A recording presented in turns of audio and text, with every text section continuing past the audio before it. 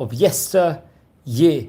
And here we're towards the end of the month of Sivan. It's going to be the Hilula Yahrzeit of Rabbi Shimon Asheriki. Really, really great rabbi. Now, different sources. One source said his Yahrzeit was on Chaf Vav Sivan. Another source said it was Chaf Gimel. But be it as it may, it's around the last week of Sivan. He was a really great rabbi. He was born in the year 1860 and passed away in English year 1930. He was Chaver Bedin. He was great, had a very prominent position in the Eda Aspardit in Yerushalayim, and was part of the Sephardic, one of the Sephardi head rabbis also in Jerusalem, and an Av Bedin also, and was very, very well traveled. He was, as they call it, a Shadar, very, very a Shluchei D'Rabbanan, traveled very, very much to many of the different great countries around surrounding Israel. So now let's explore the history of the great rabbi. He was actually born in the English year 1860 in Asfi.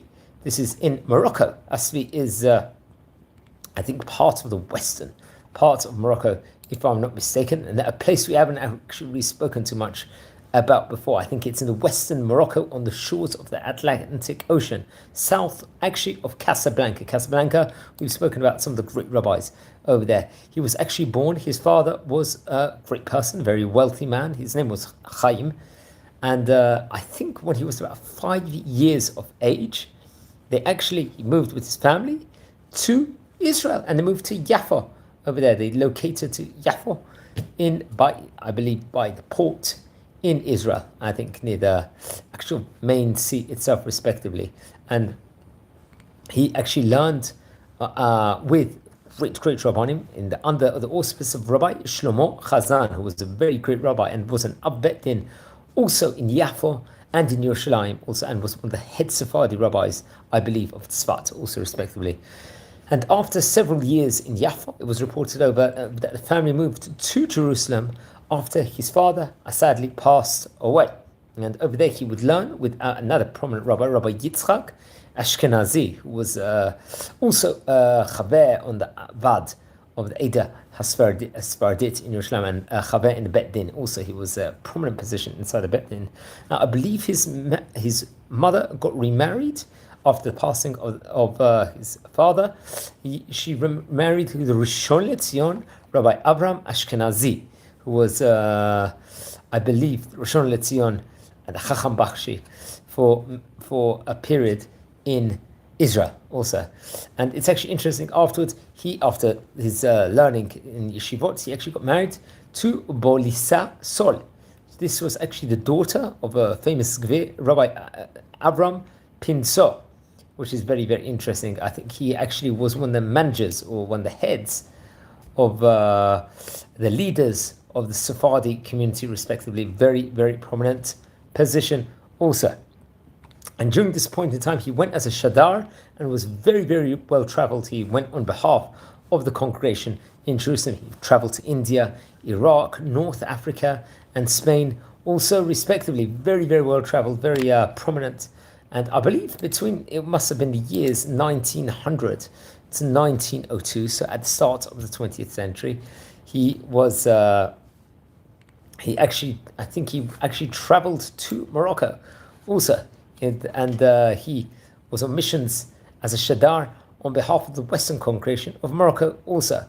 And after that, he actually returned to Jerusalem and was appointed to serve as a member of the court of the Sephardi community in the city of Jerusalem, respectively. Another very, very prominent position also. And I believe it was during the period of the First World War, he served as a member of, let's say, there was a more expanded court where Sephardim and Ashkenazim at the time would actually collaborate together. Mishmeret HaKodesh, it was called over there. This was during that point in time, where they came together, and he was working along with Rabbi Eliyahu Moshe Panigel, who a great rabbi we've spoken about before, also who was, I believe, a Rishon LeZion, also, and a great rabbi also, and also with Rav Vidal Sor Naga, who was also a very, very great rabbi, head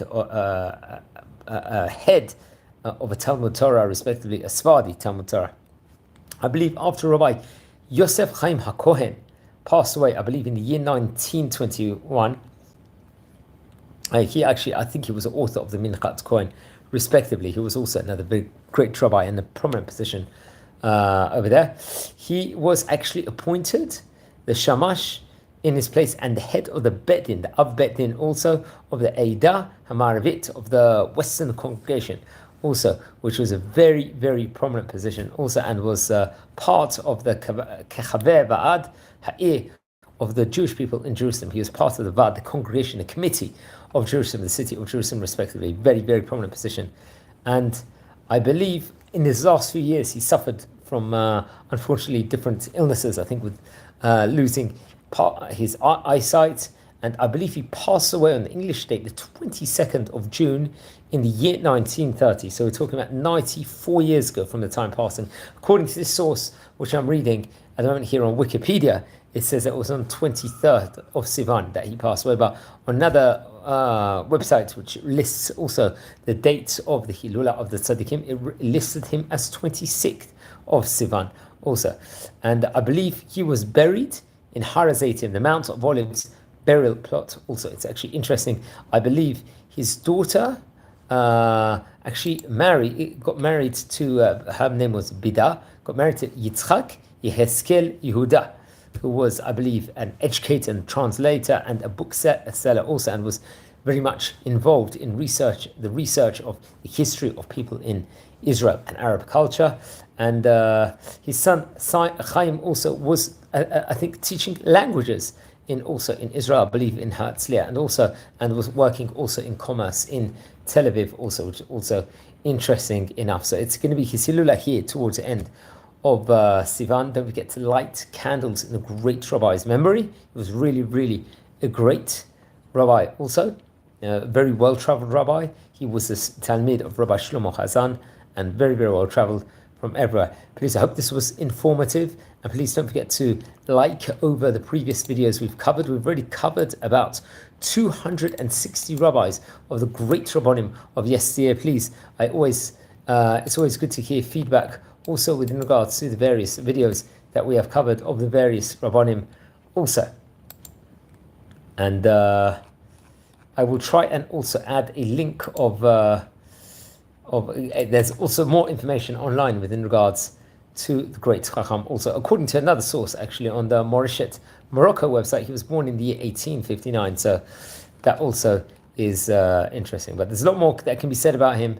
And wishing you all a great day. And please don't forget to like the videos and share the videos. And have just brachot. Take care.